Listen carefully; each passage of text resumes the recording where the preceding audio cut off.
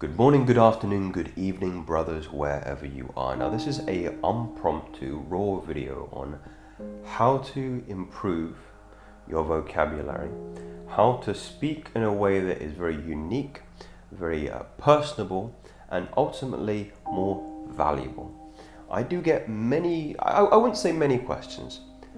I say I would get some questions from time to time in respects to how I speak, and some people find it pleasing, some people perhaps find it annoying with the English accent, perhaps too forced. But others, they generally ask questions around how can I become more articulate, Joseph? How can I change the way that I speak to convey to my friends, to maybe new lovers, that I am an educated man, that I'm an intelligent man, that I am a competent man? And you seem to convey these things in maybe a direct or indirect way, I'm not sure, and I would love your personal opinion on it. So I'm going to try to wend my way around this question, perhaps rather circuitously in fashion, and try to give you the best answer. So first and foremost, I think it's really important to start our journey in how important your voice is, because it is your whole personality. When you think about especially what's happening on the online platform with the rise of things like AI and the fact that you can get automated voices and you can be a faceless YouTube channel, or you can be a faceless business, which I understand has its benefits, especially if anonymity is something that is very, very important to you and you're chasing wealth and anonymity as a part to riches and fame, let's say, for example. But I do think there will come a time where people are never replaceable, I don't think, in terms of relationship. You can't build a relationship with a machine, with an AI, at least not yet. I think that's the final frontier for them. So when you are speaking, you have to recognize that your voice, the words you choose, your cadence, the rhythm in which you speak, your tonality and your body language encapsulates your whole personality, and the way you can do this could increase your value. So it is so important that we ground ourselves in a few basic fundamental rules and fundamental practices that will increase the rate in which we can demonstrate this, demonstrate our personality, demonstrate value, and again, I think I answered that fairly well. So how does one do this? Well, first, one has to look at one's vocabulary and ask themselves the questions, am I happy with it, first and foremost? Am I happy with the array of words that I choose to use and form sentences together? If the answer is no, then perhaps we need to start doing an audit and recognize that there's some things that we need to remove. For example, I used to swear a lot. I mean, sometimes I do fall into bad habits. I think it depends on who you are personable with, who you keep around in your circle. I used to swear a lot when I was a teenager. Every other word would be full with effing and jeffing, right? But as I got older, I feel that if you continually use profound profanity, then they begin to lose meaning. If I swear now in front of my friends, then something is seriously wrong, right? But as a teenager, if you're effing and jeffing and using all these very interesting and colourful words, then the words begin to lose their meaning in that respect. So it took me a while to consciously stop using very profane language. Now, that was something that I had to consciously do, and I started to reintroduce different ways in which I would, express my anger or not express my anger, because words express different feelings and emotions, of course. On the same but not too dissimilar line, you want to be looking at the adjectives that you were using, the describing words that you were using, and recognizing that most people's array of adjectives of describing words is very, very poor. Very, very poor. For example, the nice man. Oh, how was your dinner the other day? Oh, it was nice. It was a good dinner. You just want to blow your own brains out. Nothing could be more dull, nothing could be more boring. What you want to do is you want to be playful with language. You want to inject a bit of whimsy, and that's what whimsy means. It means playfulness, okay? If you're going to speak, at least make it interesting for yourself. I very much enjoy too much, which is why I made a YouTube channel. I enjoy speaking. I enjoy talking to other people. I enjoy educating other people. And in that way, I think What is the most interesting way to get there? If we're going to learn something, we might as well make the journey interesting. Surely. And part and parcel is you want to be thinking in the same kind of context. It does not, having a conversation is not just a means to the ends of education, but it's part of the play in getting there. And this is what you do when you flirt, right? Somebody who is very good at flirting, very good at seducing a woman, is a good communicator in they understand the whimsy and the play of conversation. They can say maybe things that are not too, what would you say, unique and interesting in their nature, but the way their mouth articulates the word and the way it forms in the air around them is very, very interesting. It's very, very unique. Maybe the cadence is slower, the pitch is slower, and maybe there's small micro expressions in the face which convey sarcasm or humor in a different way. So what I'm trying to say in a hopefully not too befuddled way is it's the journey. It's the journey of the way that you're speaking. And if you're going to speak, have fun with it. Have fun. And I think that's one of the first and foremost really valuable lessons, that it's not a chore to learn how to speak well. It's not a chore to increase your communication skills. In fact, it makes a pleasant experience for you, and it makes a very pleasant experience for the individuals that are receiving the information, because finally they're going, Jesus, this individual, no profanity, Joseph, this individual is actually having fun. They have something interesting to say. They have better alternative describing words in their vocabulary other than nice and good. What about tremendous? What about exemplary? What about wonderful? What about, we've talked about tremendous. Maybe I need to increase the adjectives that I use in my vocabulary, but you put me on the spot. You understand what I'm trying to say is find the words that you find that you when you do an evaluation on how you talk, that you find yourself slipping into. They're part of your nervous system. They're pre-written programs and paths that with least resistance you go into because it's easy. You go on autopilot. Imagine that. Imagine you making a habit out of the way that you speak, and it becomes dull. It becomes terribly dull. And in that way, you want to be increasing your exposure to adjectives that kind of knock people out of apathy, knock people out of familiarity. And one of the ways is, of course, reading different books. Now, I think the best way, if you're looking to add different words into your vocabulary, is a Kindle. Now, I think books are very romantic. I think books are art, in fact, and I will always have books in my library. I would never say to you that you should exchange all of your books for a Kindle, because I believe that would be heinous and unbecoming of you as a educated, competent, and artistic, creative man. However, the utility of a Kindle is when you are reading a book. Let's say the last thing I had open was the Bhagavad Gita. Sorry to open up with some more scripture again. I'm trying to make this a light-hearted video. But say, for example, there is a word that you do not understand. Let's take this word coherent, right? So I'm not sure if you can see very well here, but I'm just going to highlight the word coherent. Okay. So we've highlighted the word coherent on here. The lighting is very, very terrible here. But you can see what comes underneath is a dictionary definition of the word coherent. Now, here is where most people mess up. They read the dictionary definition and they go, I now understand what the word coherent means. I am now going to add the word coherent into my vernacular, right? It won't happen. It will not work. You need to then immediately use coherent in a sentence.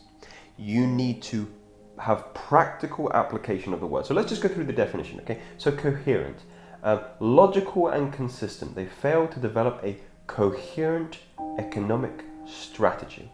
So coherent means logical and consistent, to be able to speak clearly and logically, okay? I think I would describe myself as a fairly coherent person most of the times, perhaps not on those occasions when I'm in a pub or a bar from time to time. my coherency perhaps in those particular contexts is greatly diminished, in fact. So there are a couple of examples of how you can use those words coherent in a sentence and then repeating it several times, and then you know you've struck gold when you integrate it into a sentence. One of the new words I just learned was fastidious. Now, fastidious means detailed, right? If a man is considered fastidious or doing something fastidiously, he is considered to be doing that in great detail. So you have to have utility for it. If your nervous system, if your consciousness doesn't recognize there's any utility for that word, it will dispose of it very, very quickly. There are some very great apps. I believe one is called Vocabulary on smartphones that you can download, and it prompts you with notifications with new words and the dictionary definition if you're, again, looking to expand your vocabulary and your vernacular, and then integrate it into the way that you speak, which is your vernacular. Now, not just non-fiction. I think a fantastic way to change the way that you speak is by reading classic fiction. And I am an Englishman. I have what would you say? I have a bias. I do have a bias for English writers. One of my favorite English writers is Tolkien, pardon me. One of my favorite books is The Hobbit. Of course, I have the Lord of the Rings trilogy here, but this is a wonderful fiction book to get started that, in my opinion, it tests you a bit in your English literature, and it will allow you to I think for me, what I recognize is reading non-fiction and reading fiction engages different parts of your mind. Fiction is more for your creative, more for that whimsy, and non-fiction is more for the ends of education.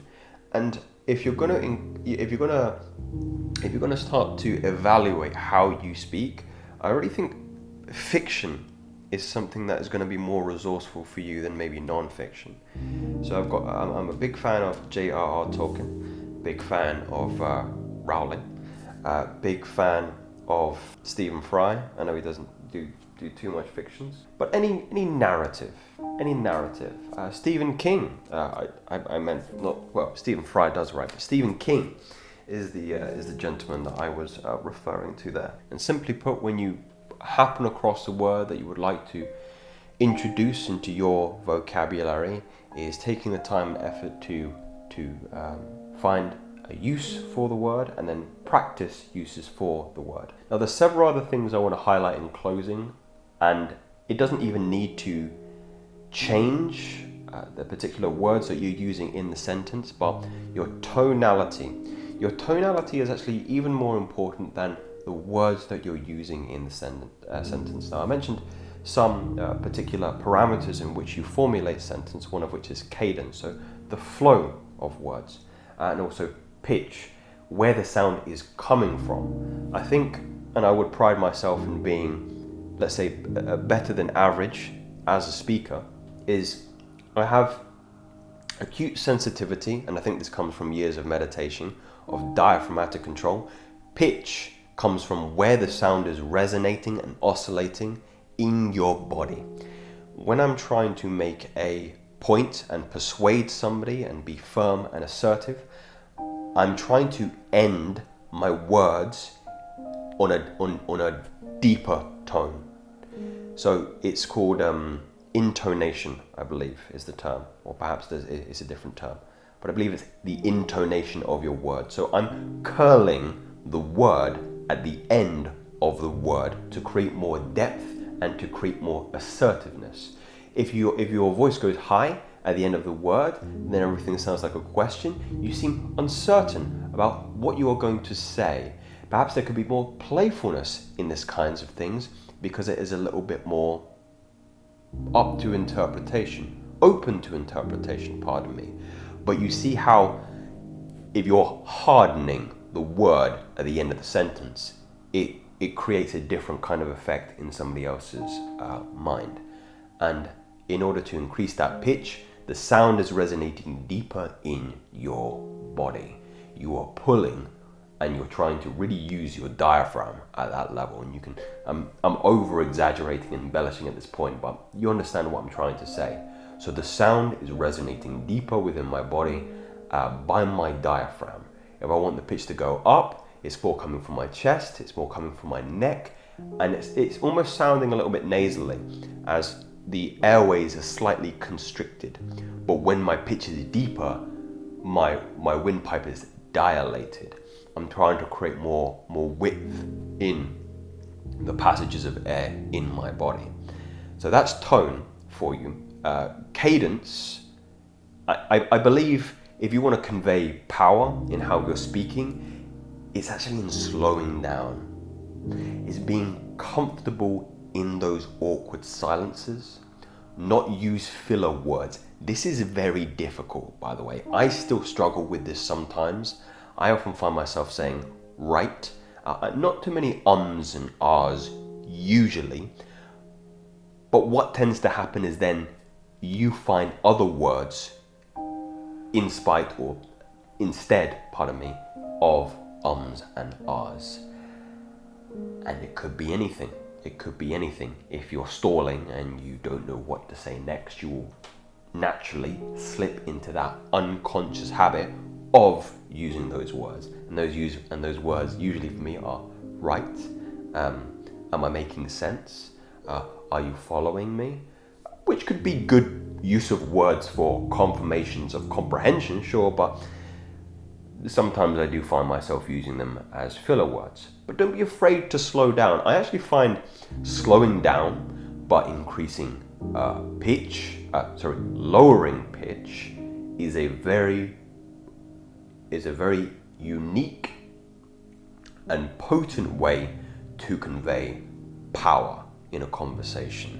And you find people lean in a little bit more. But if you're sporadic and erratic and very up, high, here, and your cadence is very fast and you're always trying to find the next thing to say because you're afraid of not being heard and you want to keep the attention on yourself, it can come across as very, very needy. Breathe. Slow down. You don't have to say things as well. You don't have to even have an opinion on everything. In fact, one of my favorite things to say is, I don't have an opinion on that. Oh, it frustrates people. It does, because they wanna bring you over to their side, to their opinion. Oh yes, they do. Oh yes, they do. So, gentlemen, let me know if you valued this very impromptu video on communication, conversation, tonality, vocabulary, and all the and all the above. If you like the topic, if you would like me to do another on the topic, and if you enjoyed the raw setup here, and any questions below, I would be open to and receptive to reading. These are not theories today, gentlemen, they are facts. Speak soon.